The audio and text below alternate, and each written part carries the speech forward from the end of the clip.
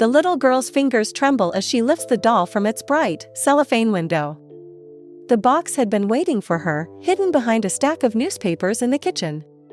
Her mother, weary from a long shift, had finally set it on the table with a tired smile. Für dich.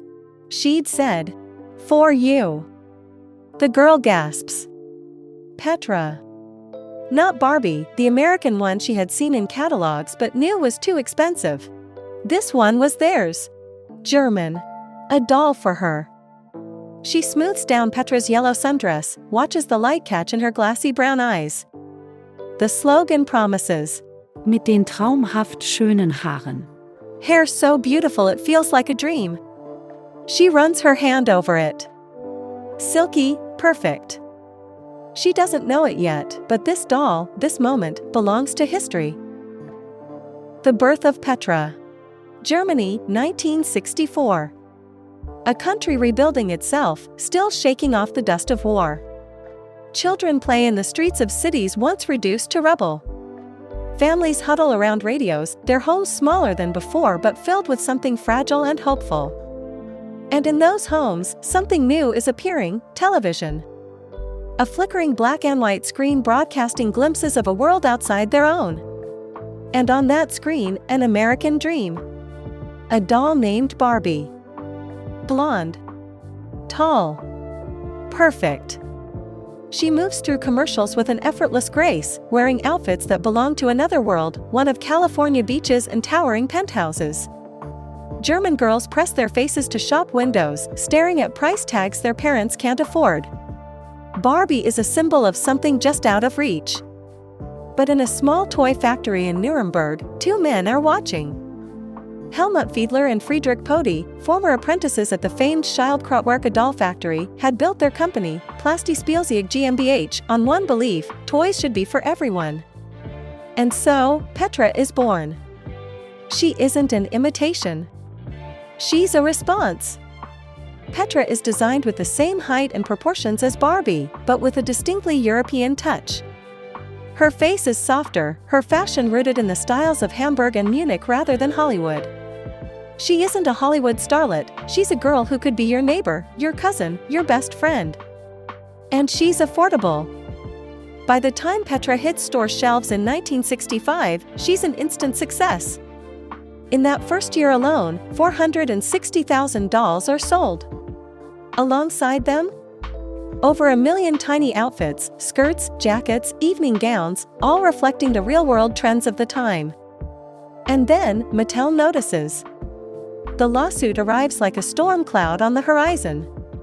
Barbie's makers claim Petra is too similar, too close to their iconic design. A battle over patents and ownership begins. Plasti fights back.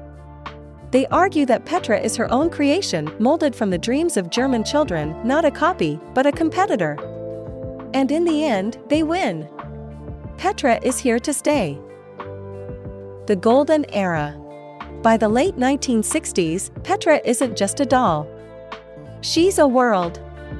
Plasti expands the line, introducing Fred, Petra's handsome brother, and Peggy, her mischievous little sister. Children across Europe invent elaborate stories, Fred taking Peggy to school, Petra choosing the perfect outfit for a dance.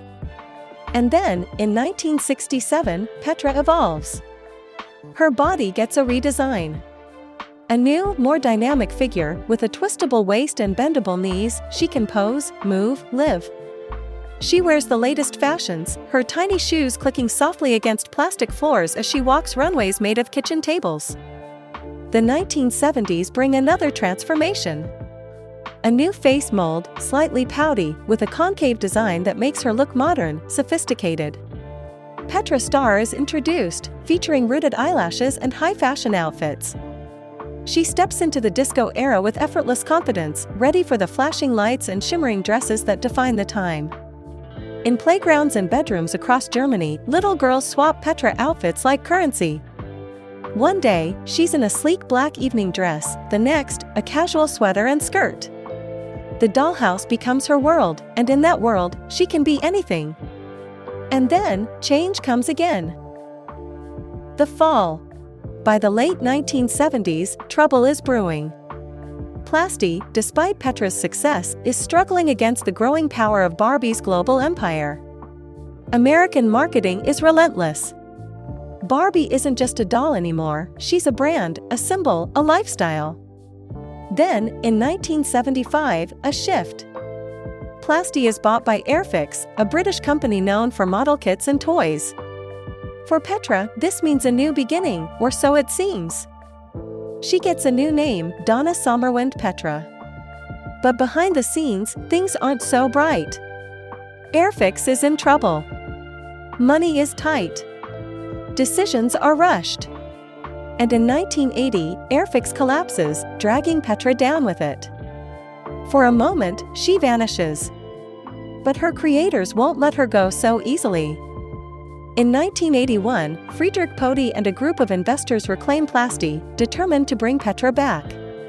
She emerges with a new look, softer, rounder, with expressive eyes and long, luxurious hair. It isn't enough. Barbie is stronger than ever, and Petra's place on the shelves grows smaller. In 1987, Plasty is acquired by Lundby, a Swedish company known for dollhouses. The hope is that Petra can be revived once more, but by now, the world has changed. Dolls aren't just toys anymore. They are franchises. And Petra, despite her charm, is fading into history. Where she lives now. The girl who once opened that box in her kitchen is a woman now. She stands in an attic, a beam of dust-speckled light falling over an old cardboard box.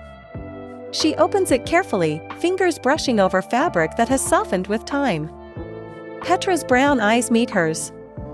She lifts the doll, smoothing out the creases in her yellow sundress, just as she had done all those years ago. Petra may not have conquered the world. But in the hearts of those who held her, dressed her, whispered secrets to her, she was never just a doll. She was a friend. A dream. A piece of childhood waiting to be held again.